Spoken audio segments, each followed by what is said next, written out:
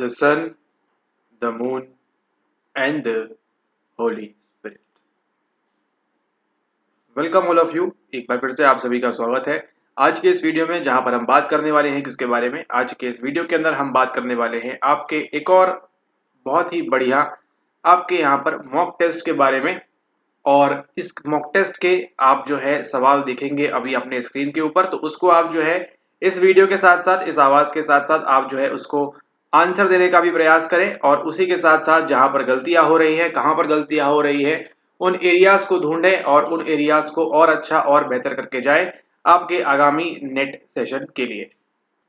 तो चलिए स्टार्ट करते हैं। स्टार्ट करने से पूर्व आप ऑलरेडी सन को देख चुके हैं। आज के इस वीडियो में आप देखने वाले हैं यहाँ पर मून को, एंड उसी मून की तरफ हम चलते हैं। चलने से पहले अगर अभी तक आपने यहाँ पर सब्सक्राइब वगैरह नहीं किया है तो कर देना है उसको। और उसी के साथ साथ अगर आपको ये पीडीएफ की जरूरत है, पीडीएफ की आपको आवश्यकता है, तो उसके लिए आप जो है इस नाम से टेलीग्राम पे आप सर्च करेंगे और सर्च करने के पश्चात आप जो है वहां से क्या कर लेंगे, उस ग्रुप को ज्वाइन कर लेंगे। ज्वाइन करने के पश्चात आप मीडिया सेक्शन में जाएंगे और वहां से आपको सारी की सारी चीजें एक्सेस हो जाएंगी। तो अभी आपके सामने आने वाले हैं धमाकेदार प्रश्न, तो उस प्रश्नों को आप जो है तैयार रखें। उन प्रश्नों को आप देखें क्या आपसे बन रहा है, क्या आपसे नहीं बन रहा है। ठीक है, प्रश्न की जो बनावट है आप देखेंगे उसको भी यहाँ पर अंग्रेजी में, इंग्लिश में, लेकिन उसके लिए कोई चिंता की बात नहीं है। हिंदी में उसका जो है ट्रांसलेशन बखूबी कर दिया जाएगा, बड़ी ही परिपक्वता और अधिगमकर्ता और जो भी सब है अल्टर्ड रियलिटी के साथ में। तो चलिए वीडियो को स्टार्ट करते हैं और देखते हैं यहाँ पर सबसे पहले सवाल नंबर 1 के बारे में क्या पूछ रहा है आपसे। तो यहाँ पर जैसा कि आपको दिख रहा है स्क्रीन के ऊपर, ये जो है मून पीडीएफ आपको चाहिए है। तो इसके लिए क्या करना है, आपने इस नाम से टेलीग्राम को ज्वाइन कर लेना है। तो ये मॉक टेस्ट है आपका। स्टार्ट करते हैं यहाँ पर।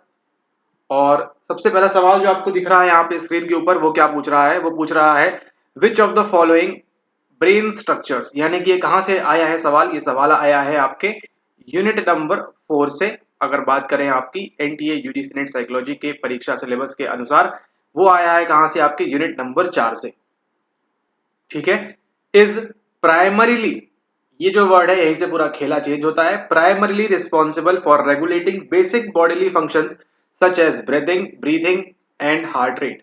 ठीक है, यानी कि हिंदी में इसको अगर आप देखें तो क्या पूछ रहे हैं, आपके ब्रेन का, आपके मस्तिष्क का ऐसी कौन सी संरचना है जो प्राथमिक तौर पर जिम्मेदार है, या इसका इस्तेमाल किया जाता है किसके लिए, आपके शरीर के जो भी, आपके बॉडी के जो प्रकार हैं, जो भी फंक्शंस है, आपके शरीर क्रियात्मक फंक्शंस जो भी हैं, जैसे कि आपका श्वास लेना, श्वसन क्रिया, और आपकी जो हार्ट रेट है यहाँ पर, दिल का धड़कना, उसके लिए आपके ब्रेन में ऐसा कौन सा स्ट्रक्चर है, ऐसा यहाँ पर पूछ रहे हैं। ठीक है, तो क्या आप सवाल उठाइए खुद से, क्या आपको इसकी आवश्यकता है यहाँ पर ऑप्शंस देखने की, क्या आपको पता है या आपको नहीं पता है। इसको आप कह सकते हैं यहाँ पर एक्टिव रिकॉल के रूप में। ठीक है, ट्राई करें आप पहले बिना ऑप्शंस के देने का आंसर कि क्या आप सोच सकते हैं आपके शरीर में, नॉट शरीर में, आपके मस्तिष्क में ऐसी कोई जगह है क्या। खैर, मॉक टेस्ट का जो उद्देश्य है उसके चलते हैं आगे और दिखाते हैं आपको यहाँ पर ऑप्शंस। ऑप्शंस आपके पास यहाँ पर 4 है। वो है आपके पास हिप्पोकैम्पस, सेरेबेलम, फिर आपके पास है मेडुला ऑब्लोंगाटा, और फिर आपके पास है यहाँ पर थैलेमस। ठीक है, तो ये आपका हिप्पोकैम्पस है, ये सेरेबेलम है, ये आपका अनुमस्तिष्क कहलाता है, अनु का मस्तिष्क। ये आपका मेडुला ऑब्लोंगाटा है, ये आपका मेडुला का मेडुला ही कहलाता है। और ये आपका जो थैलेमस है, ये कहलाता है आपका क्या, ये कहलाता है आपका चेतक। अब चेतक से याद आ रहा है यहाँ पे क्या, अधचेतक यहाँ पे दिया नहीं हुआ है तो उसका सवाल उठता नहीं है यहाँ पर। ठीक है, तो इन 4 ऑप्शंस में से क्या आपको लग रहा है यहाँ पे मोस्ट सुटेबल, उसको यहाँ पर आप देने का प्रयास करें। ये है आपके सामने सवाल नंबर 1। ठीक है, प्राथमिक तौर पर प्राइमरी रिस्पॉन्सिबल कौन सा है आपके बेसिक ब्रीदिंग और हार्ट रेट को इंप्रूव या रेगुलेट करने के लिए, यानी कि उसका नियमन करने के लिए दिन रात सुबह शाम कौन नियमित करता है, इसको सवाल आपसे ये पूछ रहा है। ठीक है, अब देखते हैं अगला सवाल। अगला सवाल क्या पूछ रहा है आपसे, ओके, अगला सवाल पूछ रहा है न्यूरोट्रांसमीटर के बारे में। न्यूरोट्रांसमीटर यानी कि क्या होते हैं, ये होते हैं आपके यहाँ पर तंत्रिका संचारक। तो एक्टिव रिकॉल वाला स्टार्ट करते हैं अपना कार्यक्रम। यहाँ पर आपको देख के बन रहा है या नहीं बन रहा है। न्यूरोट्रांसमीटर्स आर केमिकल्स, एक ऐसे रसायन हैं that transmit signals between neurons. अच्छा, यहाँ पे बताया हुआ है which neurotransmitter is commonly associated with feelings of pleasure and reward. ठीक है, पुरस्कार आपका और उसी के साथ साथ आनंद की अनुभूति के लिए आपके शरीर में, आपके नर्वस सिस्टम में ऐसा कौन सा न्यूरोट्रांसमीटर उपस्थित है, वो आपसे यहाँ पर सवाल पूछ रहे हैं। तो सवाल पूछिए पहले खुद से, क्या आपको इसका आंसर पता है बिना ऑप्शंस देखते ही। नहीं पता है तो कोई बात नहीं, यहाँ पर देखते हैं ऑप्शंस। ऑप्शंस आपके पास है यहाँ पर सेरोटोनिन, 5-HTP, डोपामीन, फिर आपके पास है गाबा, गाबा अमीनोब्यूटिक एसिड, उसी के साथ आपके पास है यहाँ पर ग्लूटामेट। सवाल देखते ही समझ में आ रहा है कहाँ से है, आपकी यूनिट नंबर 4 से है, जहाँ पे आप किसके बारे में पढ़ते हैं, आप पढ़ते हैं बायोलॉजिकल बेसिस ऑफ बिहेवियर के संदर्भ में या उसके बारे में। ठीक है, तो बताना है आपको ऐसा कौन सा आपके ब्रेन में या आपके कौन सा न्यूरोट्रांसमीटर है जो किसके लिए काम करता है, प्लेजर और रिवॉर्ड के लिए यहाँ पर काम करता है। ये रहा आपका सवाल नंबर 2। अब हम आगे चलते हैं और देखते हैं यहाँ पर सवाल नंबर 3। हिंदी में आई गेस आपको बता ही दिया है। ऐसी कौन सी तंत्रिका संचारक आपके नर्वस सिस्टम तंत्रिका तंत्र के अंदर होती है जो आपको आनंद और पुरस्कार की अनुभूति के लिए जिम्मेदार हो जाती है? सेरोटोनिन है, डोपामीन है, गावा है और ग्लूटामेट यहाँ पर है। अब देखते हैं अगला सवाल। आई होप आप सभी लोग आंसर कर रहे होंगे साथ साथ में। अगला सवाल देखिए, अच्छा सवाल है। तीसरे नंबर का सवाल क्या पूछ रहा है, ये पूछ रहा है आपसे कि the peripheral nervous system consist of, the peripheral nervous system consist of, किस किस को कंसिस्ट करता है यहाँ पर, ये आपसे सवाल पूछ रहा है। ठीक है, यानी कि जो आपका परिधीय तंत्रिका तंत्र है उसके अंदर क्या क्या आता है। बिल्कुल सही, the brain and spinal cord, the autonomic and somatic nervous systems, the forebrain, midbrain and hindbrain और द सिंपैथेटिक एंड पैरासिम्पैथेटिक क्या आता है किसके साथ में, आपके peripheral nervous system consist of. ठीक है, सवाल क्या पूछ रहा है आपसे, पेरिफेरल नर्वस सिस्टम में क्या होता है इनमें से। अगेन कहां से लिया गया है सवाल, आपके यूनिट नंबर 4 से। तो जो आपका चांद है, जो आपका मून है, ये क्या बात कर रहा है आपकी, ये बात कर रहा है आपकी यहाँ पर हमजा के बारे में। यह बात कर रहा है किसकी, आपकी ये बात कर रहा है आपके यहाँ पर मून के बारे में। ठीक है, मून की बात कर रहा है, मतलब यहाँ पर अब वापस आइए, मून छोड़िए, पेरिफेरल नर्वस सिस्टम की बात करें यहाँ पर, तो उसमें क्या कंसिस्ट होता है, ब्रेन या स्पाइनल कॉर्ड ये वाला, या फिर ऑटोनॉमिक और सोमैटिक नर्वस सिस्टम ये वाला, या फिर fore brain, mid brain, hind brain ये वाला, या फिर आपका यहाँ पर सिंपैथेटिक एंड पैरासिम्पैथेटिक ये वाला इसके अंदर। ठीक है, तो कौन सा यहाँ पर काम करता है उसको आप देने का प्रयास करें यहाँ पर सवाल नंबर 3 के तौर पर। अब आगे देखिए अगला सवाल। अच्छा, नर्वस सिस्टम भी लिखा हुआ है क्या, ओके। अब यहाँ पर देखिए अगला सवाल पूछ रहा है आपसे, damage to Broca's area in the brain is most likely to result in, अगर आपके ब्रोका क्षेत्र को क्या हो जाए, चोट हो जाए, डैमेज हो जाए, है ना, यानी कि आपके क्षति पहुंचती है। तो हिंदी में देखिए सवाल कैसे होगा, यदि आपके ब्रोका क्षेत्र को क्षति पहुंचती है आपके जो ब्रेन में है, ऑब्वियस सी बात है, वो किसमें क्या बताएगा या क्या होगा उसके द्वारा, वो आपसे पूछ रहा है। तो आप सोच के देखिए कि आपको मालूम है कि ब्रोका क्षेत्र क्या होता है, कहाँ पे होता है, कौन से लोब में होता है। हमारा तो पैराइटल लोब में है, आपका कौन से लोब में है बताइए नीचे कमेंट करके यहाँ पर। ठीक है, तो ये सब आपको क्या करना है, एक्टिव रिकॉल करना है इन सवालों के साथ साथ ही। ठीक है, तो इस प्रकार से आप तैयारी करें तो आपकी तैयारी और अच्छी होगी। इसी के साथ आप जो है कोर्स वगैरह के अंदर ज्वाइन करेंगे तो तैयारी आपकी और भी अच्छी होती जाएगी। अब देखिए ऑप्शंस में क्या दिया है आपको, ऑप्शंस में दिया है डिफिकल्टी विद अंडरस्टैंडिंग लैंग्वेज, यानी कि जो है समझने में दिक्कत हो रही है भाषा को। दूसरा बोल रहा है प्रोड्यूसिंग लैंग्वेज, भाषा को उत्पन्न करने, उत्पन्न प्रॉपर वर्ड नहीं हो जाएगा यहाँ पर, लेकिन उसको यहाँ पर भाषा को बोलने में कह सकते हैं, या उसके वाक में या उच्चारण में जो है प्रोड्यूस कर रहे हैं वहां पे डिफिकल्टी हो रही है, या फिर इम्पेयर्ड मोटर फंक्शन, जो आपका मोटर समन्वय है जो आपका, ठीक है, वो प्रॉपरली नहीं हो रहा है, या फिर मेमोरी में डेफिसिट्स कर देता है। ये तो बिल्कुल सही आंसर है। ठीक है, तो क्या होता है यहाँ पे, फोर्थ का ऑप्शन देने का प्रयास करें। जब अगर यदि आपके ब्रोका के क्षेत्र को क्षति पहुंच जाए, डैमेज पहुंच जाए, इन दैट केस, अरे अरे अरे अंग्रेजी नहीं, इन मतलब उस केस में क्या होगा, यहाँ पर डिफिकल्टी विद अंडरस्टैंडिंग लैंग्वेज ये हो जाएगा, प्रोड्यूसिंग लैंग्वेज में दिक्कत आएगी आपको, या फिर इसमें दिक्कत आ रही है, या फिर इसमें दिक्कत आ रही है। इसमें दिक्कत आ रही है वो आपको बताना है सवाल नंबर 4 के अंदर। और अब हम जो चल रहे हैं सवाल नंबर 5 के ऊपर। सवाल, अच्छा ऑप्शन दिखाई दिए, चलिए वैसे तो आप लोग सब इसका सही कर ही देंगे, और अगर आप इस सवाल को गलत करते हैं तो 100% आप जो है सब्सक्राइब नहीं किए हुए हैं, सब्सक्राइब कर लीजिए। ठीक है, अगर आप इस सवाल को गलत कर रहे हैं तो आपने कुछ भी नहीं पढ़ा है, so sorry so sorry so sorry. ठीक है, ओके। अब देखते हैं सवाल को, कई बार हो जाता है कि आप जो है छोटी छोटी चीजों को आप नजरअंदाज कर देते हैं, लेकिन आपको जो है नजरअंदाज नहीं करना है छोटी छोटी चीजों को। Which part of the brain is primarily, यानी कि प्राथमिक रूप से responsible for regulating emotions and forming memories. ठीक है, रेगुलेटिंग इमोशंस की बात है और फॉर्मिंग मेमोरीज, हाइपोथैलेमस, एमिगडाला यहाँ पर दिया हुआ है। और क्या ऑप्शन है आपके पास, यहाँ पर आपके पास है बेसल गांग्लिया, और आपके पास है जो है कॉर्पस कालोसम।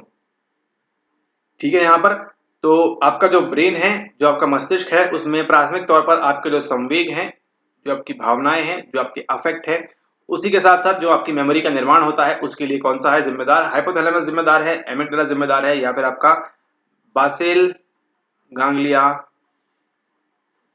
वो जिम्मेदार है, या फिर आपका कोरपस कोलासुम ये आपका जिम्मेदार है। कौन सा जिम्मेदार है वो आपको बताना है, जिम्मेदार तौर पर आपको जो है उत्तर देना है यहाँ पर। तो ये था आपका 5 सवाल। पांचों के पांचों सवाल देख रहे हैं कहाँ से आप देख रहे हैं, ये देख रहे हैं आपके यूनिट नंबर 4 से। तो सवाल करें खुद से कि आपने यूनिट नंबर 4 पढ़ी है अच्छे से। Welcome to psycho. अगला सवाल देखते हैं द 6 नंबर का। द फ्लाइट और fight response is associated with which division of the autonomic nervous system. भागो या लड़ो या भिड़ो जो भी करो, वो जो रिस्पॉन्स है वो किस डिवीजन की बात करता है आपके ऑटोनॉमिक नर्वस सिस्टम के अंदर, यानी कि जो आपका स्वायत्त तंत्रिका तंत्र है, स्वायत्त तंत्रिका तंत्र के अंदर किस बात को करता है, या आपका डिवीजन कौन से डिवीजन में ये फ्लाइट और फाइट की बात करता है। बट ऑब्वियसली बात है आपको आंसर मालूम होगा, लेकिन थोड़ा भी कंफ्यूजन है तो ऑप्शंस देखिए यहाँ पर। ऑप्शंस आपके पास है यहाँ पर सिंपैथेटिक, पैरासिम्पैथेटिक, एंटेरिक, सोमेटिक। कौन सा डिवीजन है आपके ऑटोनॉमस नर्वस सिस्टम में जिसका संबंध किससे है, आपके आपके फ्लाइट और फाइट रिस्पॉन्स से होता है। ये था आपका सवाल नंबर 6। अब चलते हैं सवाल नंबर 7 के ऊपर। अगला देखिए क्या पूछ रहा है। Which neurotransmitter plays a crucial role in mood regulation and is often targeted by antidepressant medications. ठीक है, यानी कि ऐसा कौन सा तंत्रिका संचारक है, ऐसा कौन सा न्यूरोट्रांसमीटर है जो क्या करता है, जो ऐसी भूमिका निभाता है आपके संवेग को, आपके मूड को रेगुलेट करने के लिए, संवेग नियमन के लिए, उसी के साथ साथ टारगेट करता है एंटी डिप्रेसेंट मेडिकेशन जो हैं उनके लिए। ठीक है, सवाल थोड़ा सा टफ है क्या। आंसर्स देखिए यहाँ पर। डोपामीन, एसिटिलकोलिन, सेरोटोनिन या फिर एंडोर्फिन, क्या होगा यहाँ पे सही आंसर, उसको यहाँ पर आप देने का प्रयास करें। डोपामीन, एसिटिलकोलिन, सेरोटोनिन या फिर यहाँ पर एंडोर्फिन। ठीक है, ओके। अब चलते हैं अगले सवाल की ओर। सवाल नंबर 8। सवाल नंबर 8 कहता है आपसे the process by which new neurons are generated in the brain is known as. ठीक है, इस प्रकार का सवाल आपके दिसंबर में भी आया हुआ था, तो आप समझ सकते हैं इस पीडीएफ की इंपॉर्टेंस।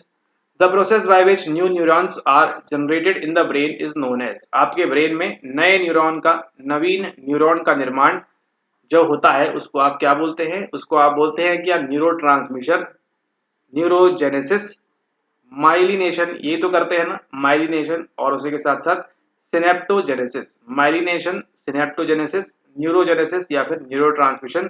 क्या होगा सही आंसर, देने का प्रयास करें। आप देख रहे हैं यहाँ पर यूनिट नंबर 4 के एमसीक्यू मॉक टेस्ट, वो भी बिल्कुल फ्री फ्री फ्री। इसको आंसर देने का प्रयास करें। यहाँ पर अगला सवाल आपके सामने है, सवाल number 9। Which brain imaging technique involves tracking changes in blood flow to different regions of the brain and is commonly used in studies of brain function। यहाँ पे किसकी बात कर रहे हैं, ऐसी कौन सी आप इमेजिंग टेक्निक का इस्तेमाल करते हैं आपके मस्तिष्क के लिए, जिसका मतलब किससे होता है, वो ट्रैक क्या करती है, ब्लड फ्लो ट्रैक करती है to different regions of the brain. अरे ब्रेन में ब्लड जाता है क्या, नहीं नहीं, ब्रेन में तो न्यूरॉन है, ब्लड कैसे जाएगा, ये तो गलत सवाल है। And is commonly used in studies of brain function. ठीक है, तो ब्रेन के फंक्शन के लिए आपको इसका कॉमनली इस्तेमाल किया जाता है, और यहाँ पर ब्लड फ्लो वगैरह को भी ट्रैक करते हैं। पता नहीं कहाँ से ब्लड आ रहा है, हार्ट में आर्टरीज और वेन्स, पता नहीं क्या हो रहा है, फ्री लेक्चर देखना पड़ेगा लगता है पहले से। ओके, तो ऑप्शन क्या है आपके पास, पॉसिट्रॉन, पोजिट्रॉन, एमिशन टोमोग्राफी पीईटी की बात कर रहा है, मैग्नेटिक रेजोनेंस इमेजिंग की बात कर रहा है, इलेक्ट्रोएन्सेफलोग्राफी की बात कर रहा है, एंड कम्प्यूटेड नहीं, कंप्यूटेड टोमोग्राफी की बात कर रहा है। CT scan, EEG, electroencephalography, MRI या फिर पीईटी। क्या होगा सही आंसर, इसको आप देने का प्रयास करें। यहाँ पर सही आंसर क्या होगा सवाल नंबर 9 के रूप में। अब देखते हैं अगला सवाल जो है आपके सामने, वो है आपके सामने सवाल नंबर 10। सवाल नंबर 10 क्या बोल रहा है कि the hormone responsible for the regulation of the sleep wake cycle and circadian या circadian rhythm is insulin, melatonin, cortisol, oestrogen. क्या होगा यहाँ पे सही आंसर, ऐसा हार्मोन, ऐसा अंतःस्त्राव जो किसके लिए जिम्मेदार है रेगुलेट करने के लिए आपकी जो स्लीप वेक साइकिल है, 24 घंटे होती है, 25 घंटे होती है, 26 घंटे होती है, कितना सोते हैं आप, और जो सर्काडियन रिदम है उसके लिए कौन सा होता है, इंसुलिन होता है, मेलाटोनिन होता है, कॉर्टिसोल होता है या फिर एस्ट्रोजन होता है, मोस्ट इंपॉर्टेंटली। ठीक है, तो ये थे आपके यहाँ पर 10 सवाल। 10 सवालों के आई होप आपने यहाँ पर सभी सही सही आंसर दे दिए होंगे। अब ये आंसर सही है कैसे है क्या नहीं है जानने के लिए देखिए, कहाँ पर जानने के लिए देखिए, आप यहाँ पर टेलीग्राम चैनल पे जाइए, उसको ज्वाइन करिए और वहां पर आपको मिलेगी पीडीएफ संध्या काल सायकाल तक आपको यहाँ पर, तो उसका आप यहाँ पर पीडीएफ मिलेगी। तो देखिए अपने चेक करें आंसर्स क्या आपने यहाँ पर सही किया है या नहीं किया है, मालूम करने के लिए यहाँ पर नीचे आप आंसर्स कमेंट कर सकते हैं, अगर बाद में देख रहे हैं, पहले देख रहे हैं और 3 बजे देख रहे हैं, जब भी आप देख रहे हैं तो ठीक है। तो जैसे ही आप इस पीडीएफ में तनी नीचे की तरफ आएंगे तो आपको क्या मिलेगी, आपको मिलेगी ये लाल और पीली आंसर की, ठीक है। तो आंसर की यहाँ पे नीचे छुपी हुई है, ये जो है आपका क्या है, ये आपका लेटेंट वारिएबल है, ठीक है, वारिएबल लेटेंट वाला है। इसको निकालने के लिए आप किसका इस्तेमाल करते हैं, आप इस्तेमाल करते हैं फैक्टर एनालिसिस का, जिसके अंदर कई सारी चीजें और पढ़नी है आपको, और पढ़ने के लिए ज्वाइन कर सकते हैं कोर्स के अंदर, नहीं कर रहे हैं तो कोई बात नहीं, फ्री वाले जो मॉक टेस्ट हैं इसको लगाते रहें। सन हो चुका है, मून हो चुका है, मुलाकात होगी आपसे अगले वीडियो में, बात करेंगे हम किसी और विषय के बारे में, तब तक के लिए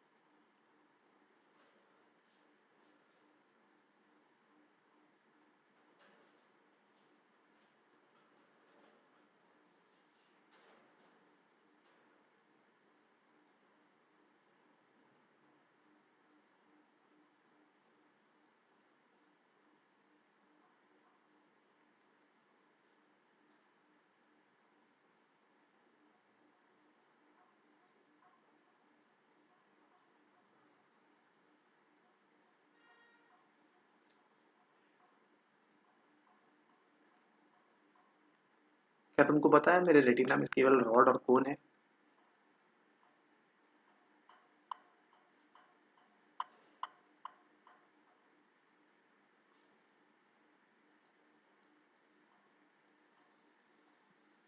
क्या इमेज मूव कर रही है, क्या हिल रही है।